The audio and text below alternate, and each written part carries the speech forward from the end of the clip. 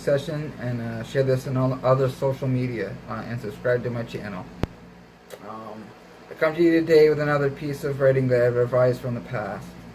But first, I'd like to share with you a little about myself, so you better understand where I come from, also where I am in now in my life. So I've in the last year become a published author of children's books. So I'll actually have those in my links for those in the description under the video. So I'll have links for you for that. So I actually write all sorts of stuff. I've been writing all my life. So I have a whole compilation of stuff that I'm now going back and revisiting and rewriting again and whatnot. So I'd like to share all that with you as well eventually. So yeah, so that's pretty much where I'm at now. Like I said, there's a lot of other aspects of my life I'll eventually be sharing with you all. And so yeah. So let's go back to this one here. Okay,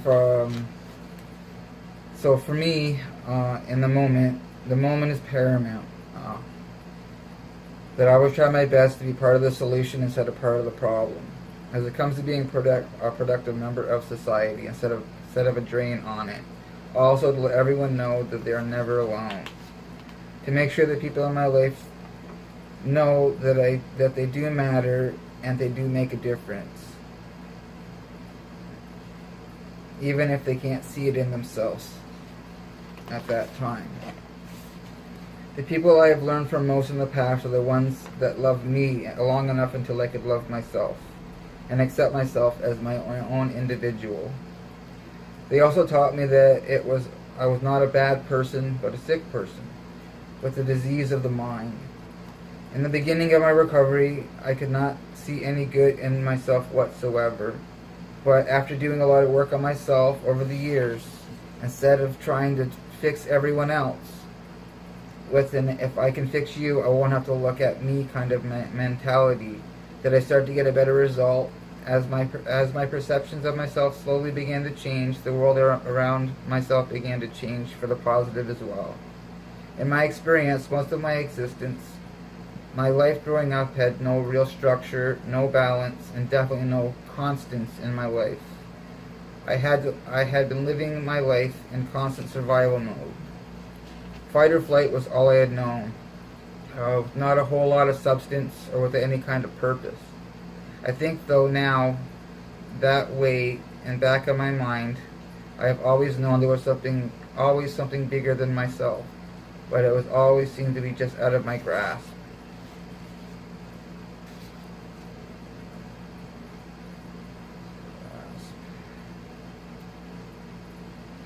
One of the biggest life issues that I have always struggled with was that I did not know how to hold on to good. So when I truly started to make some big life changes, and good things did start happening to me in my life, it made me feel uncomfortable in the beginning. Solely because living a life full of feelings of self-loathing, being unworthy, and feeling of never adding up, and also feeling that I would never have any purpose in life. That I would die broken and alone, and this was never going to change. It takes a toll on a person. I was already suicidal with a few attempts already. My pattern in the past was when things began to look promising that somebody may hold something positive for me in the future, I would run, because I did not feel deserving of anything good in my life, with an "I will hurt you before you hurt me" kind of thinking. Not wanting to become vulnerable, because that was a sign of weakness, I thought at the time. It was also a way of having control over the situation. I would just disappear for months, then resurface out of the blue, believing that everything was just fine. Only a few years back, I had no communication skills, no people skills, or positive coping tools. I was not able to deal with life on any level, except to bury all of these negative feelings under substance. Today, I know the importance of my words. actions, and thoughts, how they have an immediate impact on the environment around myself and my loved ones. I also know today that my actions impact everyone in my life, either directly or indirectly in some way, shape, or form. I have a partner today that understands the importance of this to me. She knows when there's something wrong, but she also has the patience for me, knowing that I need to find the right words before I begin to address an issue. Today I choose to live a life of accountability, taking ownership not only for my past actions, but also for my present ones as well. I know today that I am only responsible for keeping my own house in order. When I do this, life becomes a lot more manageable. So if something during my day I feel that I have offended someone or hurt their feelings, it's my duty to make those amends promptly, whenever possible, instead of always feeling the weight of the world on my shoulders. This brings a sense of peace and serenity that helps me go to bed at night with a clear conscience. Today, being able to communicate with others is an amazing gift.